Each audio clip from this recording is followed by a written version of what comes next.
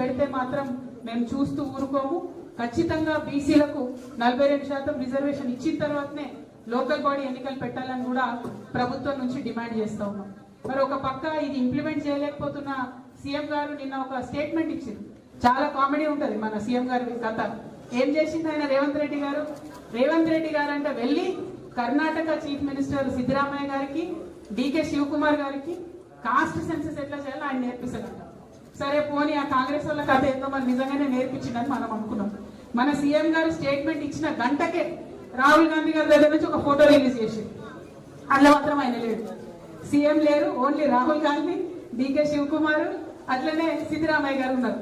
అంటే ఈయన అన్ని అబద్ధాలే చెప్తున్నాడు. అక్కడికి పోయినా అని చెప్తుండు, కానీ వాళ్ళ పార్టీ వాళ్ళే కామెడీ చేసి ఆయన లేనటువంటి ఫోటోని రిలీజ్ చేసి పాపం రాహుల్ గాంధీ గారి దర్శనం లేక సీఎం గారికి చాలా ఇబ్బందిగా ఉన్నట్టున్నది. ఏది పడితే అది మాట్లాడుతున్నటువంటి పరిస్థితి మనం చూస్తున్నాం. కాబట్టి సీఎం గారిని మేము కోరేది ఒకటే, మీ దర్శనాలు ఆ సంగతి పక్కన పెట్టి పీపుల్ ఇష్యూస్ మీద మాత్రం మీరు ఇమీడియట్ గా స్పందించండి. 8,000 రూపీస్ ఏదైతే ఫీ రియంబర్స్మెంట్ ఉందో అది 8,000 crores ఫీజు రియంబర్స్మెంట్ ఇమీడియట్ గా రిలీజ్ చేయమని చెప్పి డిమాండ్ చేస్తున్నాం. ఇంకొక మాట, రేవంత్ రెడ్డి గారు మొన్న ఏదో బుక్ రిలీజ్ ఫంక్షన్ పోయింది.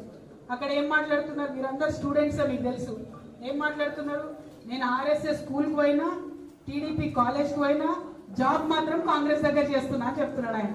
కాకపోతే ఆ చేస్తున్న జాబ్ లో కూడా కనీసం 36 మార్క్స్ కూడా వచ్చినట్టయితే నాకు అనిపిస్తలేదు. స్కూల్లో కూడా కాలేజ్లో కూడా పాస్ అయినట్టు అనిపిస్తలేదు.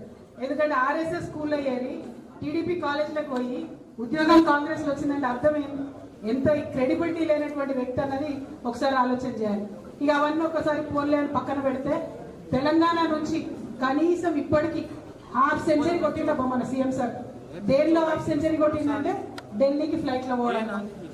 కనీసం తన మంత్రులను తను డిసైడ్ చేసుకోలేనటువంటి సీఎం గారు, మంత్రుల శాఖలను డిసైడ్ చేసుకున్నటువంటి సీఎం గారు, ఇంత బలహీనమైనటువంటి ముఖ్యమంత్రి ఉమ్మడి ఆంధ్రప్రదేశ్ చరిత్రలో ఎప్పుడు కూడా లేరు. ఆఖరి ముఖ్యమంత్రి కిరణ్ కుమార్ రెడ్డి గారు కూడా ఇంత బలహీనంగా లేకుండే. ఇవాళ 50 times ఢిల్లీకి పోతున్నారంటే, ఏ చిన్న నిర్ణయానికైనా ఆయన ఢిల్లీకి పోతున్నాడంటే తెలంగాణ ఆత్మగౌరవాన్ని ఢిల్లీలో తాకట్టు పెట్టినట్టుగానే మేము భావిస్తూ ఉన్నాం. ఈ వైఖరిని ఖండిస్తూ మరి తెలంగాణ రాష్ట్రం కోసం జరగాల్సినటువంటి నిర్ణయాలను తక్షణమే ముఖ్యమంత్రి గారు తీసుకోవాలని డిమాండ్ చేస్తూ, మరి ఇంత పెద్ద ఎత్తున వచ్చినటువంటి విద్యార్థి మిత్రులందరూ కూడా ధన్యవాదాలు. ఓన్లీ నేమ్ చేంజింగ్ తప్ప గేమ్ చేంజింగ్ గవర్నమెంట్ లేదు ఇది. సో ఇట్లా ఈ పేర్లు మార్చడాలు, తెలంగాణ తల్లిని మార్చడాలు ఇవి పక్కన పెట్టి విద్యార్థుల జీవితాలు మార్చే దిశగా ప్రభుత్వం పనిచేయాలని డిమాండ్ చేస్తా ఉన్నాను. Thank you. జై తెలంగాణ, జై తెలంగాణ, జై జాగృతి, టీజేఎస్ఎఫ్, టీజేఎస్ఎఫ్. Thank you. ఇప్పుడు మిగతా విద్యార్థులు ఎవరైతే జాయిన్ అవ్వాలో వాళ్ళందరినీ కూడా జాయిన్ చేసుకున్నాం. పేర్లు పిలవలసిందిగా సందీప్ ని, వర్షిత్ ని రిక్వెస్ట్ చేస్తున్నాం.